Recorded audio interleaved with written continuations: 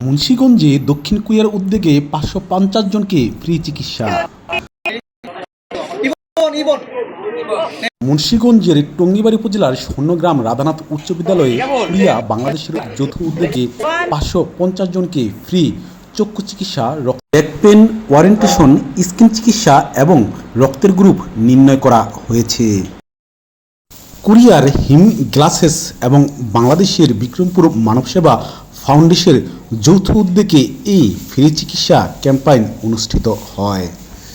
সকাল 10টা হতে শুরু হয়ে বিকাল 5টা পর্যন্ত এই চিকিৎসা ক্যাম্পেইনে ওই এলাকার নারী পুরুষরা স্বতঃস্ফূর্তভাবে অংশগ্রহণ করে এবং এখান থেকে চিকিৎসা পেয়ে তারা সন্তুষ্টি প্রকাশ করে।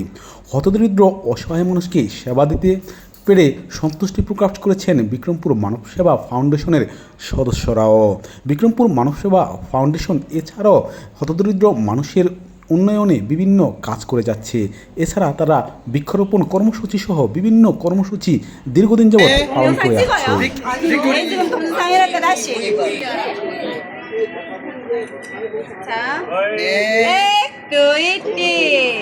저 핑크색 가방 놔도 되죠? 네.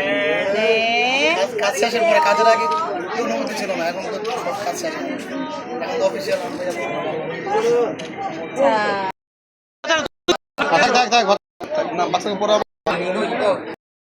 এ ব্যাপারে বিক্রমপুর মানবসেবা ফাউন্ডেশনের সভাপতি আবু বক্কর সিদ্দিক হীরা বলেন, আমরা সবসময় অসহায় দারিদ্র মানুষকে নিয়ে কাজ করতে থাকি।